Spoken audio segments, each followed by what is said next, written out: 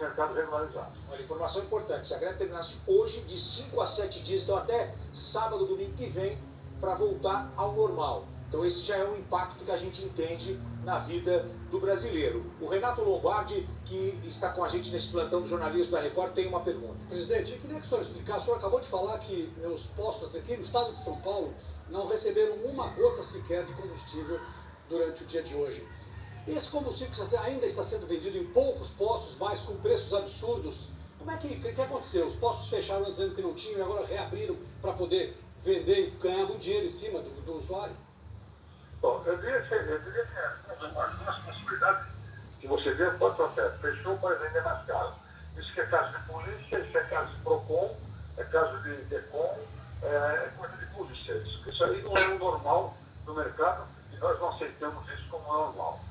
A segunda pergunta que você fez dentro dessa mesma pergunta, nós temos um produto no Brasil, não é em São Paulo, que todo mundo sabe disso, a Bandeirantes, a Record, a Globo, todos sabem. Né? Para você ter produto adulterado no mercado.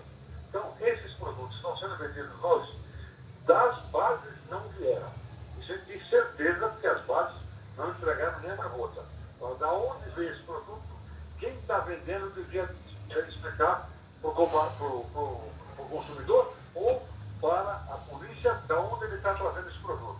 Porque da base, com certeza, não é. Presidente, obrigado por atender aqui o jornalismo da Record. Falamos com o José Alberto Paiva Gouveia, ele que é o presidente do Sincopetro, o Sindicato do Comércio Varejista de Derivados de Petróleo do Estado de São Paulo. Ele falou algo importantíssimo.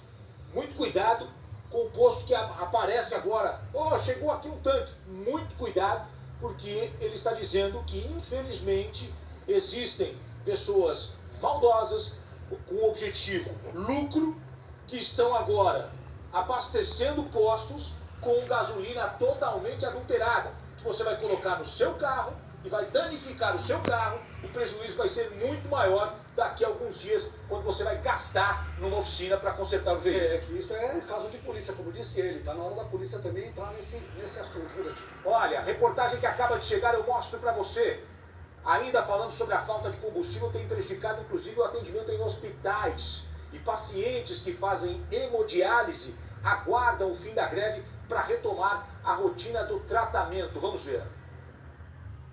Duas cidades do leste de Minas Gerais decretaram calamidade pública porque já enfrentam problemas para prestar serviços básicos, como limpeza e auxílio à saúde. O decreto ele cria diretrizes para que o grande foco nosso e a prioridade seja esse atendimento das situações emergenciais. A Iandra viaja 150 quilômetros 3 vezes por semana para acompanhar o tio nas sessões de hemodiálise. O transporte é fornecido pela Prefeitura de Itaipé, no nordeste de Minas, que já avisou. Na semana que vem, o serviço vai ser suspenso. O motorista já falou que talvez não vai ter buscar por causa da falta de gasolina. São pacientes renais crônicos que não podem ficar sem o serviço em funcionamento porque é risco de vida. Alguns municípios estão sem combustíveis desde quarta-feira à noite. Nos poucos postos onde era possível encontrar combustíveis, os donos quase que dobraram o preço da gasolina. Todos foram notificados pelo PROCON e vão receber processo por crime contra a economia brasileira.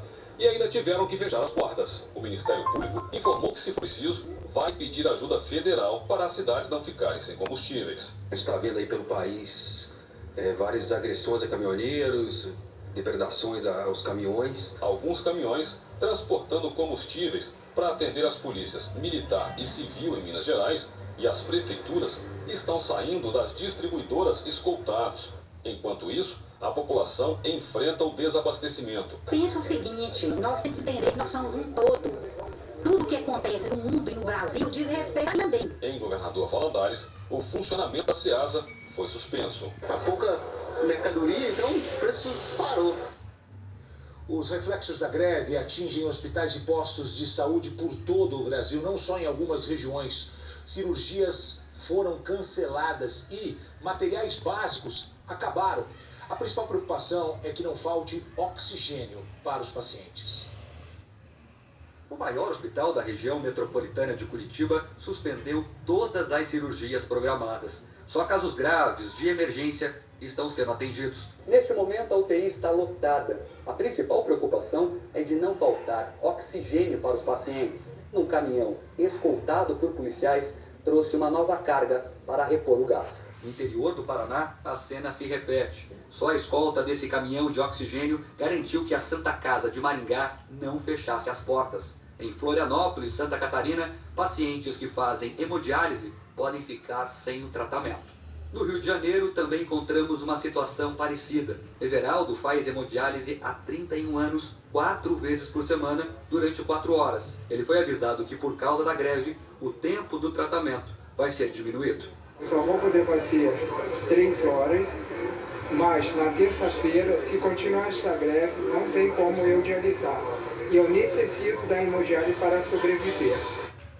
Olha, eu vou conversar agora com o repórter André Rod, que está em Florianópolis e vai atualizar o noticiário na região sul do país. André, as suas informações. Boa tarde.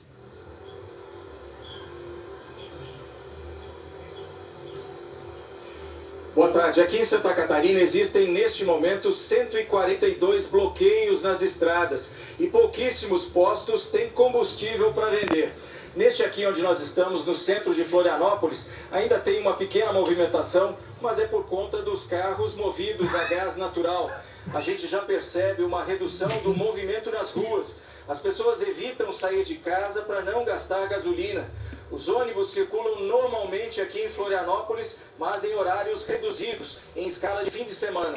Depois de uma longa negociação, que começou ontem, os caminhoneiros decidiram permitir a saída de caminhões-tanque de uma base da Petrobras em Biguaçu para atender ao transporte público de Florianópolis. Esses 2 caminhões devem sair a qualquer momento da base da Petrobras e serão escoltados até as empresas. Com isso, estaria garantido combustível para os ônibus de Florianópolis até segunda-feira. Mas agora há pouco chegou a informação de que houve um impasse na negociação. Os caminhões estão prontos para sair, mas os manifestantes resistem. Os caminhoneiros também liberaram combustível para serviços básicos da prefeitura, como ambulâncias e coleta de lixo. O mesmo aconteceu em Itajaí, de onde saíram caminhões com combustível para as prefeituras de Tijucas e Balneário Camboriú. Enquanto isso, a imensa maioria da população continua sem poder abastecer o carro. Gotino. Olha, uma informação importante que chega para a gente. 1 milhão de aves e mais de 20 mil porcos podem morrer a qualquer momento porque estão sem comer há mais de 50 horas. Caminhões carregados com aves, bovinos e suínos estão parados nos bloqueios dos caminhões em várias regiões do país. E segundo a Associação Brasileira de Proteína Animal, há casos de animais sem alimentação há mais de 50 horas. A entidade pede que o movimento dos caminhoneiros cumpra a promessa de liberar o transporte de animais e rações em todos os bloqueios para evitar mortalidades e maiores prejuízos à cadeia produtiva. Rio de Janeiro chamando agora, nós vamos conversar com o Hernani Alves, que está no Rio e atualiza o noticiário para a gente. Hernani, você. Boa tarde, Gotino. Aqui no Rio de Janeiro, a maior dificuldade da população neste momento é com relação ao uso de ônibus. Apenas 20% dos coletivos estão circulando, inclusive o transporte por ônibus articulado, no caso o BRT, está fora de operação. Os 3 corredores do BRT não estão funcionando. Diante dessa situação, Gotino, o que acontece? Aqui no Rio de Janeiro, a Polícia Militar, homens do Batalhão de Choque, foram acionados agora à tarde e já deixaram a refinaria de Duque de Caxias, a Reduc, que fica na Baixada Fluminense. Você está vendo aí as imagens. Eles deixaram a Reduc, esses PMs, escoltando 5 caminhões com combustíveis. Esses veículos estão seguindo justamente para empresas de ônibus, para que o serviço possa ser normalizado, Gotino. Tá aí as informações direto do Rio de Janeiro. Você viu ali um caminhão tanque sendo escoltado, na verdade 2, que acabou levando combustível para uma empresa de ônibus. Isso está acontecendo também em várias regiões do Brasil. Prioridade agora da Polícia Rodoviária Federal desobstruir as refinarias, liberando os caminhões para atender serviços essenciais, inclusive aeroportos. Acabou de sair de Paulínia um caminhão escoltado por militares em direção a Viracopos. Viracopos é um dos mais importantes aeroportos do país, não só de passageiros, mas de carga também.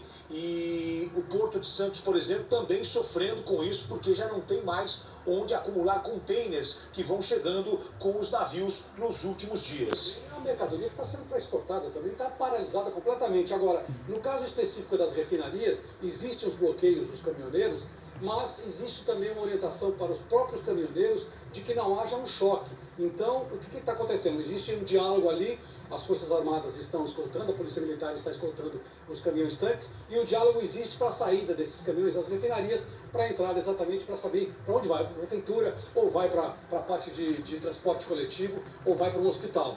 Outra informação importante que chega, começa a faltar combustível também no Paraguai, principalmente nas cidades próximas